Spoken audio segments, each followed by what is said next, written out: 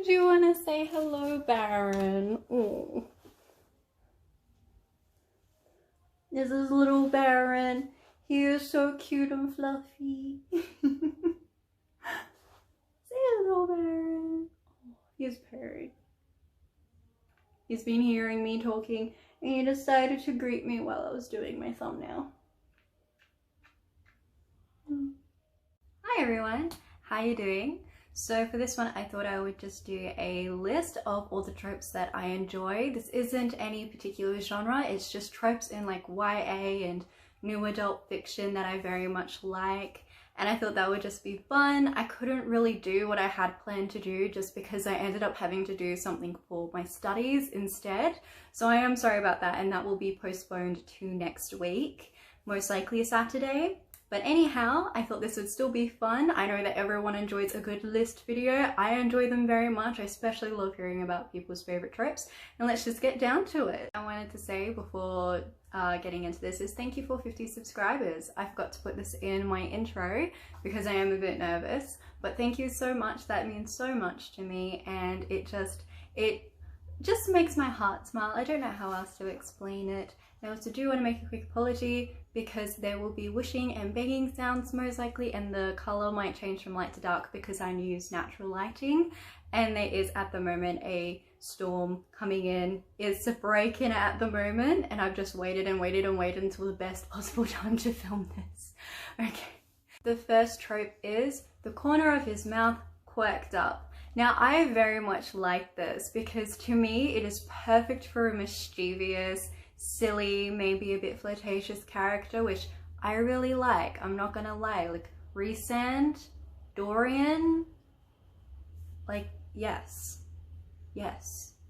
I don't want to be with you, but maybe I want to be your friend because I got myself a very sweet boyfriend. But I just love that. Even like with Looking for Alaska, it was that she always did like that half smile that was almost a smirk. I smirk a lot. It also is just my lip shape. So my friends used to tease me and say similar things like that to me as like a running joke because we all read and I smirk a lot. So it's only natural for me to like that. Also, it's in like almost every single YA to new adult book at the moment. And it's kind of like the new, I didn't know I was holding a breath, or I loosed a breath, etc, etc, except no one has tired of it yet. I know that some people have, and in my opinion, if it's in a book too much, then yeah, it is annoying. But when it's just like mentioned a couple times and then it's just explained in different ways, I like that. I think that's quite fun.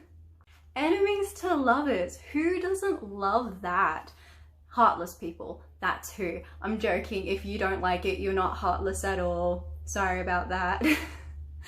But I very much like it. Who doesn't want to read a contemporary book about two rivals at work who are both striving to be the favorite, and then they're partnered up on something and they learn that they have so much in common to the point of falling in love and they just become the best power couple? Who doesn't want to read that? Who doesn't want to read about two people who are in warring nations and they get stuck together and find out that they actually do get along? Or even if it's just enemies to friends. Who doesn't love that either? It's such character development, and that's something I very much like in books. I love seeing characters develop and change, and I liked people's ideas of people changing with it because we all do get a different idea and we perceive people differently than others do, and I think that is quite realistic and does kind of call us out on our possible judgments of other people. I don't know, I felt like it has called me out in the past when I was a teenager over some stuff. So like, enemies to lovers,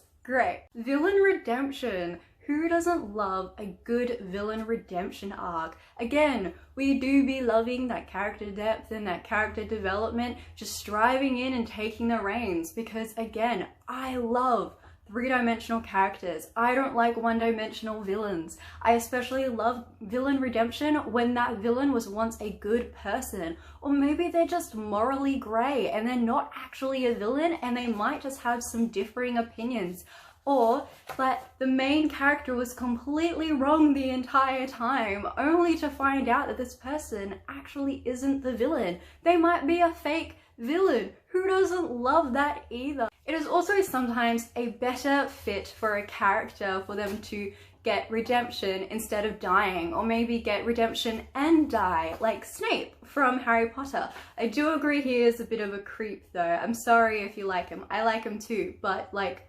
mate, calm down. Lily chose James. Last but not least, forbidden romance. Who doesn't want to read a romance story about two people who can't be together because of social status, or because they might be a royal and the other person might be a servant? I'm intrigued. I love that stuff. I eat that up.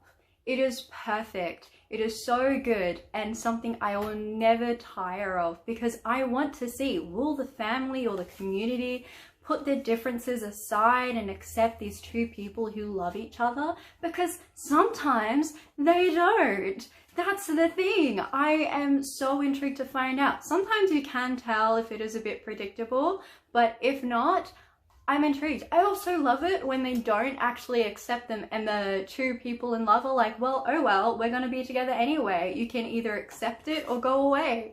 I love that. And they're just two people who love each other no matter what. They won't let their parents or the community keep them apart. They're a power couple. They're better together, but they're also great apart.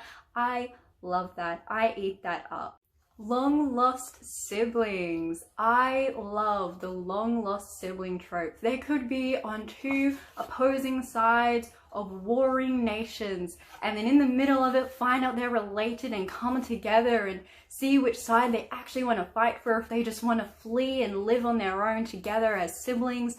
Like, that is awesome. Or even like a long lost daughter or a long lost mother. I love family dynamics, even the most confusing family dynamics in fiction. I want to see more of it, especially long lost parents, provided that they come into the book at least a little over halfway. I'm getting a bit tired of the parents just not being around or present or dead. Like, come on, let's bring the parents back, because parents are there and they are important.